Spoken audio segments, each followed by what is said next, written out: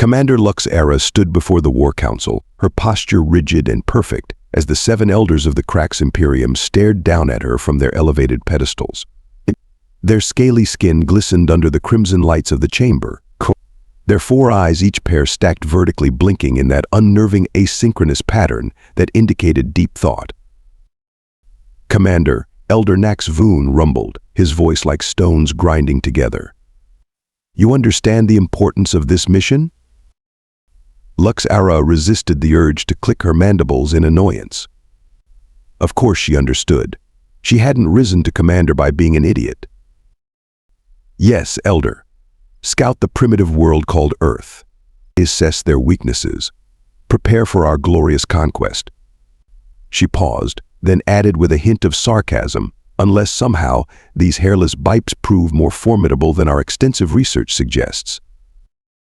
The chamber erupted with that peculiar huffing sound that passed for laughter among the Krax. Lux'ara allowed herself a small mandible click of satisfaction. "Much wit, Commander. Save some of that ferocity for the humans," wheezed Elder Targ Maul, the oldest and most decorated warrior among them. "Though I doubt you'll need it. Our probes show they are soft creatures who require artificial coverings just to survive their own atmosphere." Be pathetic. More huffing laughter filled the chamber. Lux'ara's inner eyelids flickered in amusement. "The reports suggest they possess nuclear capabilities," she noted, more out of procedural thoroughness than actual concern. Elder Frizzpack waved a dismissive claw. "Primitive combustion technology. They still burn fossil fuels for energy, for Great Hunter's sake. Their most advanced weapons would barely scratch our scout vessels." Lux'ara nodded, having reviewed the intelligence herself. The data suggested humans were physically weak, technologically backward, and culturally fractured. The perfect conquest target for the ever-expanding Krax Imperium. "Your exemplary combat record is why you were chosen, Commander," Elder Nax Voon continued. 57 victorious challenges, never once tasting defeat. The Great Hunter smiles upon your spear. At the mention of her weapon, Lux'ara's clawed hand instinctively moved to the ceremonial spear strapped across her back. The Tizé cry. The soul piercer had been in her family for 7 generations. Its shaft was made from the petrified tendons of the now extinct thunder beasts of Krax Prime, and its tip carved from crystal hardened in the fires of Mount Draws. The spear had tasted the blood of countless foes. "Remember the ancient law, Commander," warned Elder Targ Maul, suddenly serious. "The law of weapon bond is sacred and unbreakable, even on distant worlds." Lux'ara stiffened. Every Krax warrior knew the law of weapon bond from hatchling age. If an opponent managed to catch a thrown weapon, an exceedingly rare occurrence, they gained authority over the thrower. It was an ancient tradition that predated space travel, rarely invoked in modern times, but still binding. "Elder, with all due respect," Lux'ara said, unable to keep the amusement from her voice, "and the probability of a human catching my Tizé Cree is roughly equivalent to one of our moons spontaneously transforming into cheese." More huffing laughter. Lux'ara continued, "The intelligence reports claim humans have what was it? Remarkable adaptability and unexpected resourcefulness. Hey, every conquered species has made similar claims about themselves. It's always the last gasp of a civilization that knows it's doomed." The War Council nodded in unified approval. Lux'ara had studied the human intelligence reports exhaustively and dismissed most as exaggeration. Humans claiming they could adapt to any situation? Preposterous. Their bodies couldn't even heal properly. They formed scar tissue instead of regenerating. Their bones broke easily, and their skin tore like wet paper. Their only advantage seemed to be their strange ability to persist in physical activity long past the point of exhaustion. But what good was endurance against superior Krax technology? As the council meeting concluded, Lux'ara marched toward the hangar where her scout ship awaited. Her team of 5 elite warriors had already prepared everything for the journey. First contact with Earth would be brief, just long enough to gather detailed tactical information before the main invasion fleet arrived. What could possibly go wrong? The scout ship sliced through Earth's atmosphere with minimal turbulence, its cloaking technology rendering it nothing more than a brief shimmer against the twilight sky. Lux'ara stood at the command console, her 4 eyes scanning the terrain mapping as the ship's computer selected a landing zone. Isolated area detected. Human settlement density minimal. Optimal insertion point identified, the ship's AI announced in the clicking Krax language. Excellent, Lux'ara replied, mandibles twitching with anticipation. Set us down in this, what do the humans call it? A forest? The ship descended silently into a small clearing surrounded by towering pine trees. Olympus National Park, according to the intelligence files, -2.2 million acres of largely undeveloped land. Perfect for a covert first contact mission. Atmospheric analysis complete. Breathable, though disgustingly humid, reported Science Officer Vrentak, his sensory antennae fluttering with distaste. Gravity slightly below Krax standard. We'll be stronger here. Lux'ara nodded. Another advantage. She turned to her team of 5. Remember the mission parameters. Observe and analyze. No unnecessary engagement with the natives. If confronted, non-lethal deterrence only. The War Council wants this planet intact. The loading ramp descended with a soft pneumatic hiss, and the rich scents of Earth flooded the cabin. Loamy soil, plant matter. The strange combination of oxygen and nitrogen that made up the atmosphere. Lux'ara was the first to step onto Earth's soil, her clawed feet sinking slightly into the soft ground. Spread out. 20-meter perimeter scan, she ordered, unsheathing her scanner. Look for signs of. A branch snapped somewhere to her left. In an instant, all 5 Krax warriors had taken defensive positions, their natural camouflage ability shifting their scales to match the surrounding foliage. Hello? Is someone there? A male human voice called out. This area is closed after sunset. Park regulations. Lux'ara signaled her team to remain hidden as she observed the approaching figure. A human male, approximately 1.9 meters tall, unusually large for their species, according to the briefing materials. He wore a dark green uniform with a shiny badge on the chest and some kind of wide-brimmed hat. He carried a small light device that swept back and forth across the clearing. Park Ranger Blackwood, the human muttered to himself, sweeping his light toward the ship, which remained cloaked. Dispatch said there were reports of strange lights out here, but probably just teenagers with drones again. Lux'ara studied him with scientific detachment. This specimen appeared more physically fit than the average human in their intel files, but still laughably fragile compared to a Krax warrior. No natural armor. No claws. Dull teeth unsuited for combat. And only 2 eyes. How did they manage depth perception with such a limited field of vision? The human Blackwood suddenly stopped, his light beam passing directly through the space occupied by their cloaked ship. What the, he muttered, reaching out a hand. Lux'ara made a split-second decision. This human had detected their presence. Better to control the encounter than be discovered unprepared. She deactivated her camouflage and stepped forward. Or by the stars. The human gasped, stumbling backward. His hand instinctively moved to his side, where he carried some primitive projectile weapon. Remain stationary, human, Lux'ara commanded in perfectly accented English, courtesy of her language implant. I am Commander Lux'ara of the Krax Imperium. Your planet has been selected for evaluation. The human's mouth opened and closed several times before words emerged. I'm Marcus Blackwood, a park ranger. He slowly raised his hands in what Lux'ara recognized as a non-threatening gesture. Are you visitors? From space? Lux'ara's mandibles clicked in what would have been obvious mockery to another Krax. Indeed, your observational skills are impressive for a primitive species. Marcus's expression shifted. Right. Well, welcome to Earth. To Olympus National Park, specifically. We don't get many interstellar visitors, at least not officially. He took a cautious step forward, and Lux'ara's hand instinctively moved to her spear.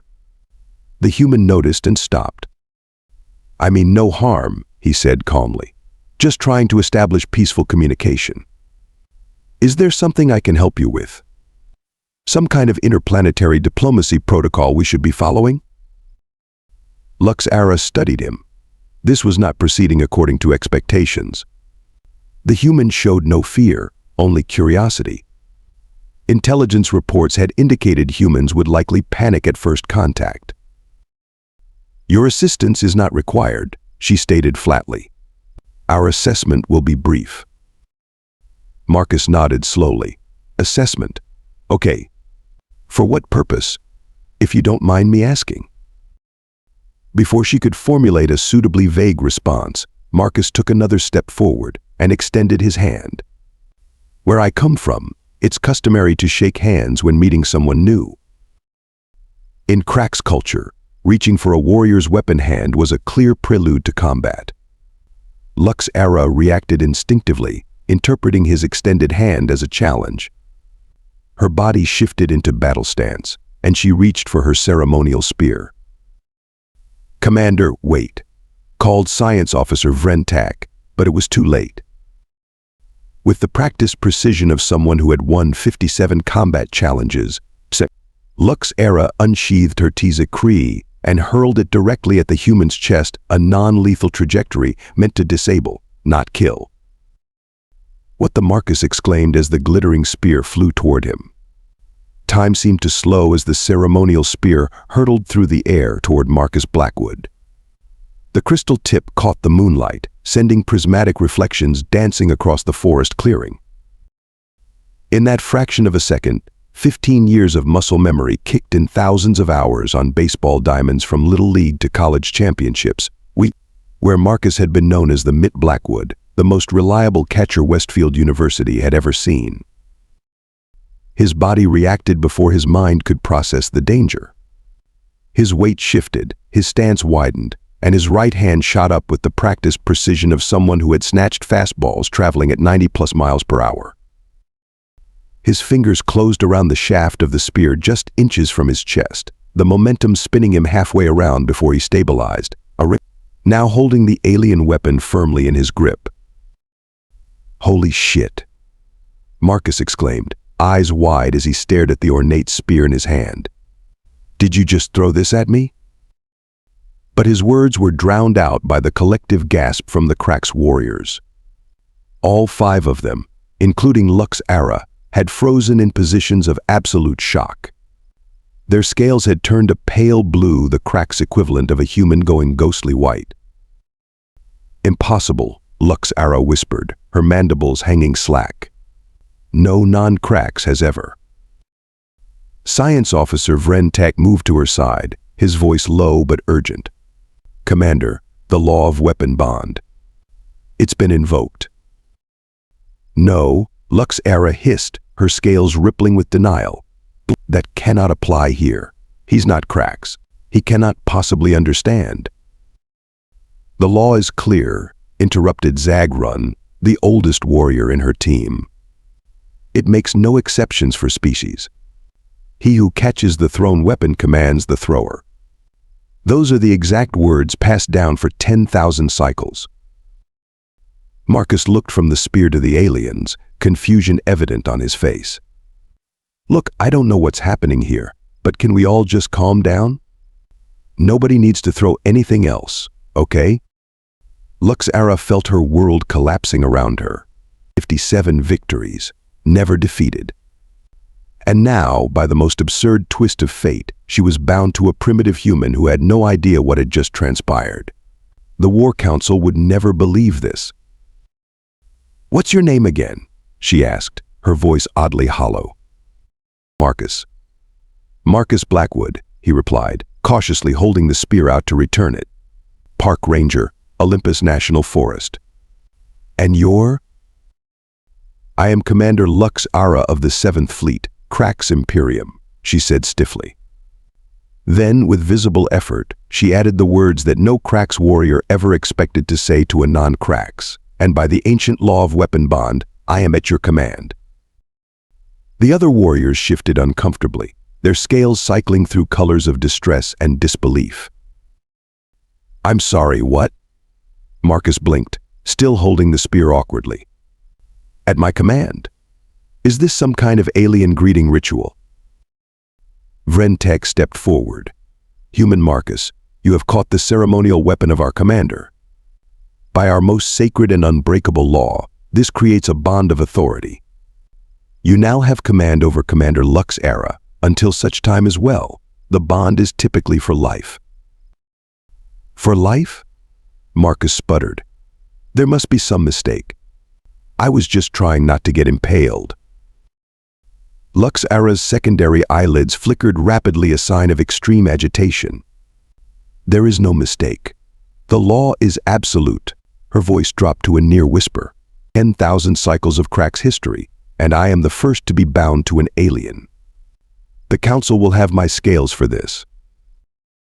Marcus looked down at the ornate spear, then back at the clearly distressed alien commander. So what exactly am I supposed to do with you now? Marcus sat on a fallen log at the edge of the clearing, the ornate alien spear balanced across his knees. The situation had escalated from routine night patrol to interstellar diplomatic incident in less than 15 minutes.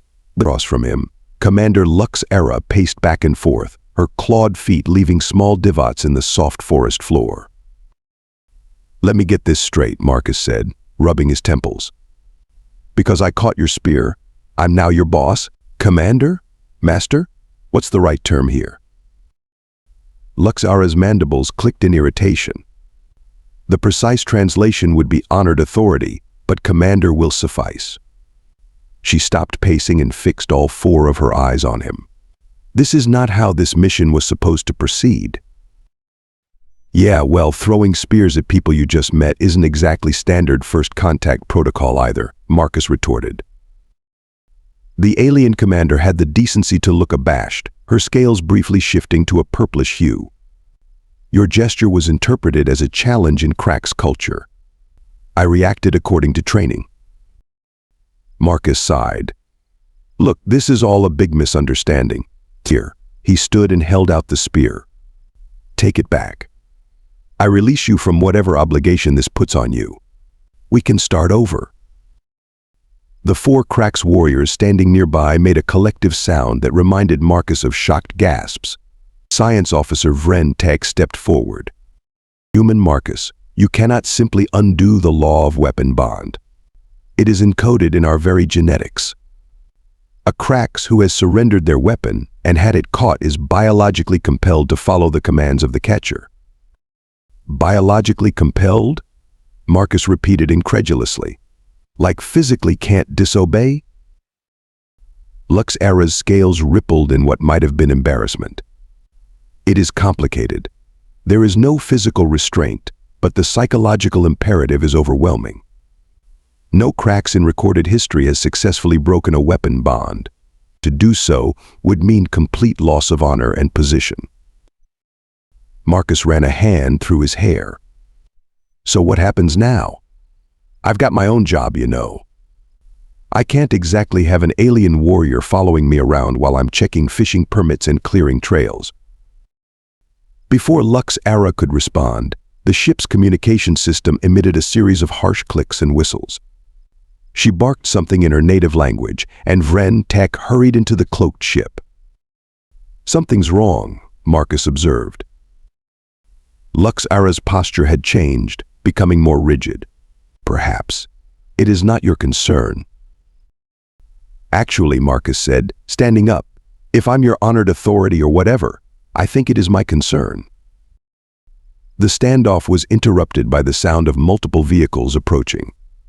Headlights swept through the trees as a convoy of black SUVs rolled into the clearing, surrounding the area where the cloaked ship sat. Men and women in dark suits emerged, along with several wearing military uniforms. How did they find us so quickly? Lux'ara hissed. Marcus grimaced.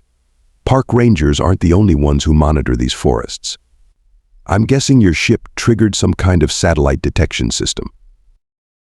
A tall woman in a crisp black suit approached, her hand resting casually near what was undoubtedly a concealed weapon. Marcus Blackwood. I'm Special Agent Diana Phillips, Department of Extraterrestrial Engagement. We've been monitoring this situation since the unidentified craft entered our atmosphere. Marcus blinked in surprise. Department of what now? Since when does the government have an alien department? Since 1947, Phillips replied without missing a beat. She turned her attention to Lux'ara. And you must be the commander of this vessel. We'd like to speak with you about your intentions on Earth. Vrentak emerged from the ship, his scales a pale, alarmed blue. He whispered something urgently to Lux'ara in their clicking language. Marcus noticed the change in her demeanor immediately. What is it? What's wrong? Lux'ara's mandibles twitched with obvious distress.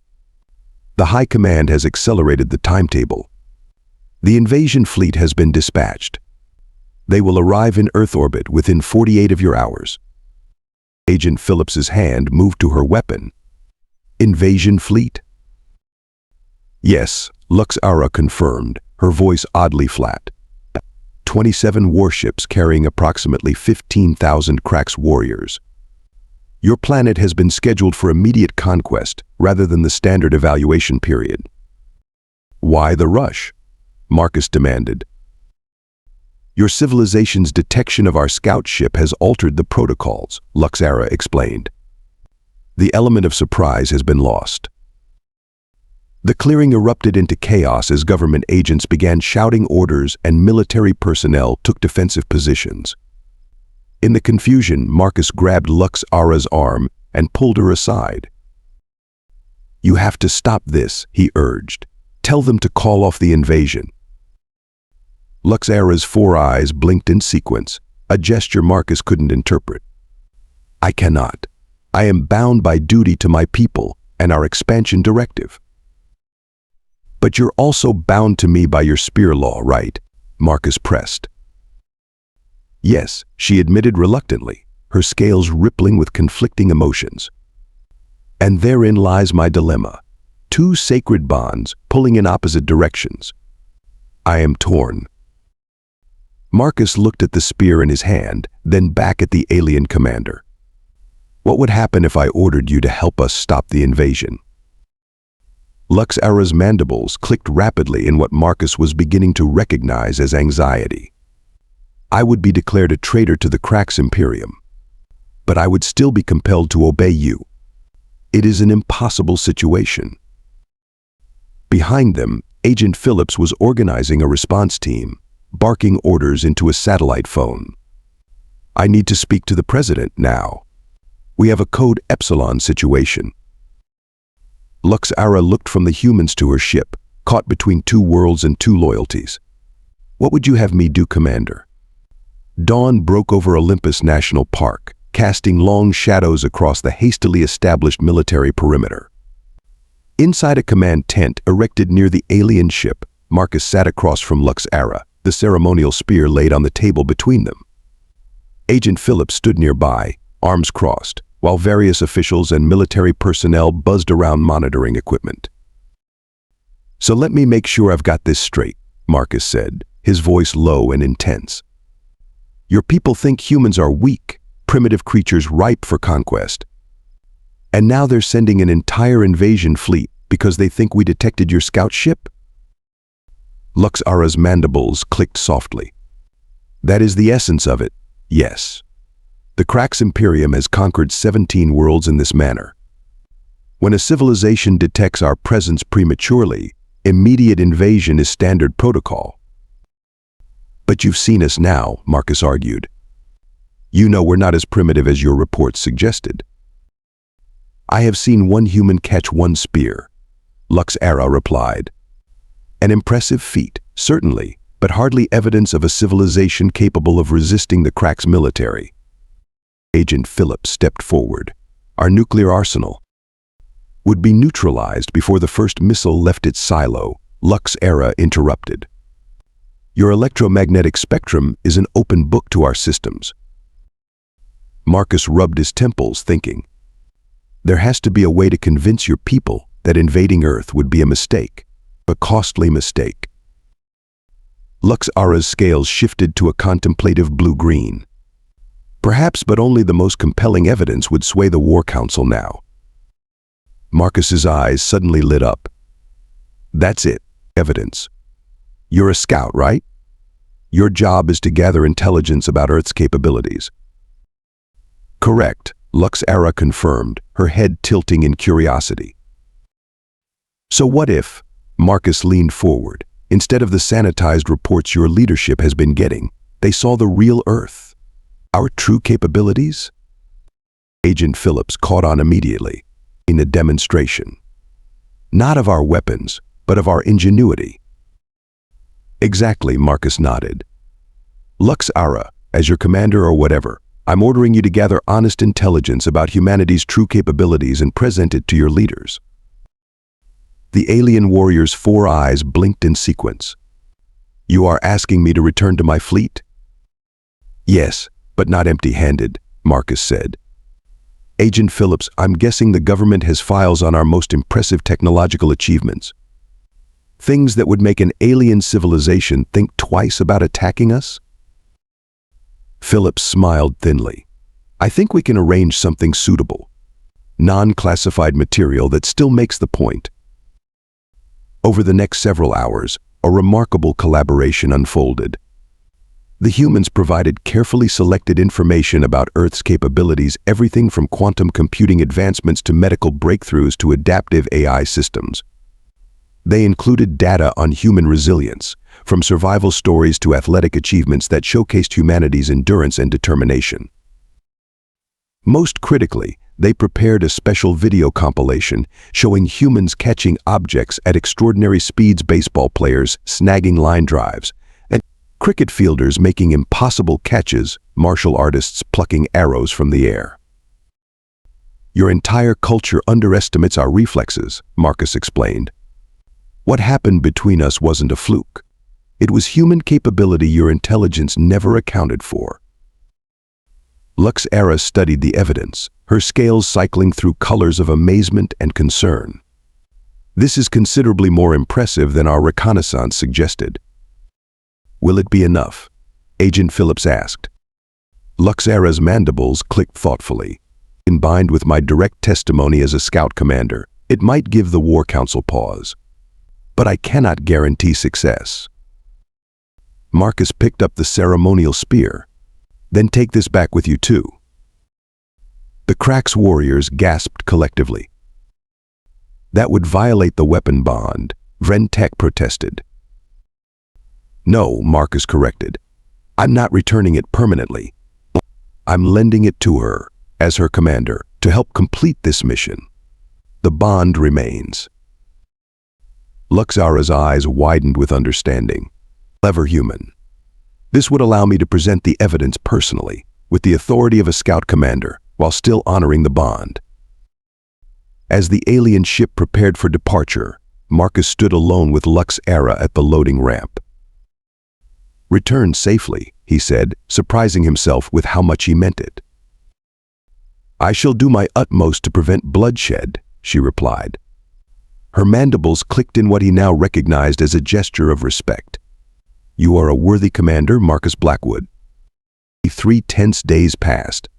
Military forces worldwide remained on high alert as the Krax fleet loomed just beyond Earth's detection range. Marcus barely slept, wondering if his gambit would succeed or if he'd just sent Earth's best intelligence about its capabilities straight to the invaders. On the 4th day, a single scout ship descended through the atmosphere, landing once again in Olympus National Park. Lux'ara emerged, alone, carrying the ceremonial spear. Marcus approached cautiously, aware of the snipers and missile launchers hidden in the surrounding forest.